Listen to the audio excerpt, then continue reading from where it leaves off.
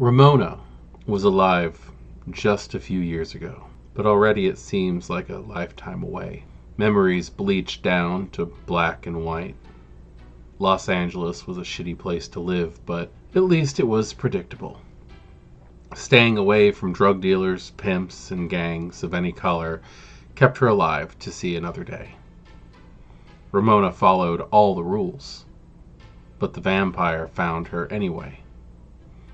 Or maybe he found her because, alone and starving in the city, she fled friends and family before she could not resist their blood. The memories from this time have all bled into each other. Shades of all the Los Angelinos who died while Ramona learned to control her hunger and her new powers. The city was pretty crowded with vampires. Some of them brutal gang called the Sabbat, so Ramona and 3 other orphans called Eddie, Jen, and Darnell, but they were all young and ignorant like her. And the coterie hit the road for a better place to eke out survival. Eddie died again in Texas, ripped in half by a werewolf's claws. Unable to find a place to settle down, Ramona and the others kept driving until they ran out of road in New York City.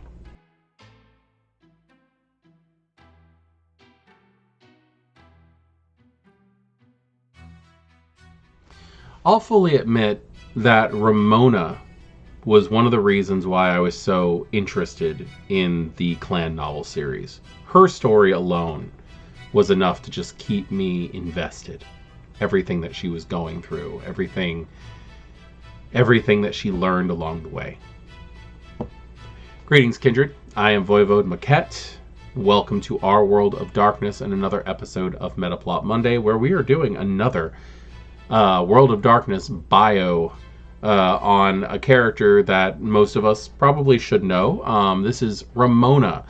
Ramona is a Gangrel that was front and center in the Vampire the Masquerade Clan novels, the Fall of Atlantis series. And her adventure was just mind-blowing. Here, things became confusing for Ramona. Events happened fast and quickly snowballed out of control. She saw, stalked, saved, almost killed, then buried a beautiful girl named Zephon. A mysterious stranger, Tanner, followed Ramona from Los Angeles to New York, saving her from the Sabbat, the sun, and a stake. And worst, the monster, human-shaped, but for the ichor, dripping eyes, who tied the whole mess to them together in a flesh-colored knot.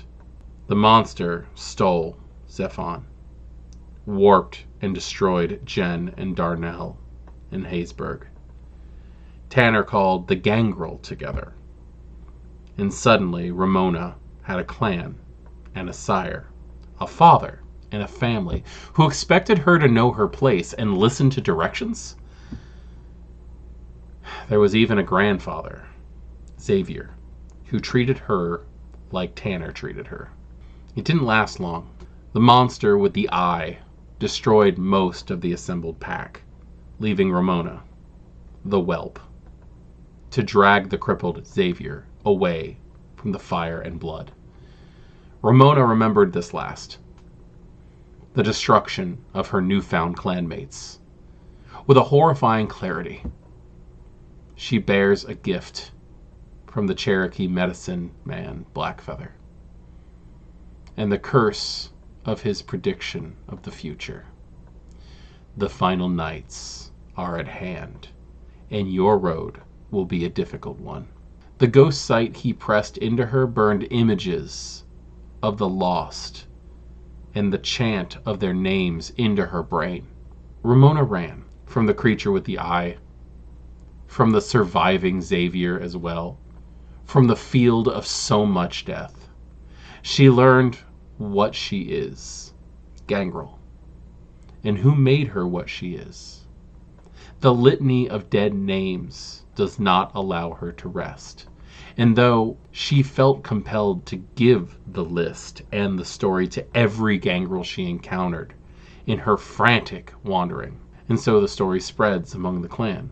and lost friends are mourned.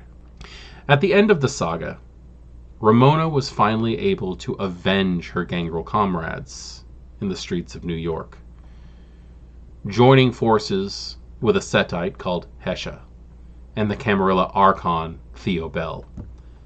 She stood against the Eye-Bearer, Leopold. However, the monster managed to impale them upon his very bones. It was then that Victoria Ash, Leopold's muse, arrived at the scene and softly spoke to him. Ramona freed herself and took the opportunity to use a special knife given to her by Hesha in order to cut off the eye of Hazimil from Leopold's face and cause his final death. That's actually all we have on Ramona. It's really sad. She's such an amazing character all the way around. You get to see her perspective. It is someone who is learning that they are a vampire, learning that they are a gangrel, piece by piece. You get to see how she slept when she didn't understand how Earthmeld worked, how she got her food, the relationship she built with animals, as well as the other gangrel that she traveled with. Her story actually continues in LA by Night, which most people, from what I understand, count that as canon. I certainly do. Ramona makes her way back to Los Angeles and ends up befriending Annabelle, the Bruja, and she's played by the Taylor Klaus, which I first saw in the Arrow series on CW, playing Sin. She does such a really good job. She's not really who I expected to play Ramona, but I really love her portrayal of Ramona nonetheless. About how she wanted to be a DJ, how she draws. In fact, a lot of the recaps for LA by Night are done through Ramona's sketchbook, and it's just amazing. It's very well done. I love how they did it and how they used her to just tie the story together.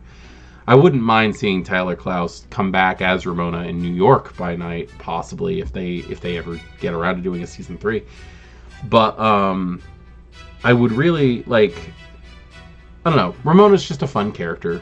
She's young, and I think that's really where Vampire the Masquerade shines, is with the young. Obviously, that's just my opinion, and it doesn't fit everybody else's thought process either, because people play the game for different reasons. People do the thing for different reasons. I am Voivode Maquette. This is Our World of Darkness, and this has been a look at the very little information we have on Ramona the Gangrel from Vampire the Masquerade. Good evening.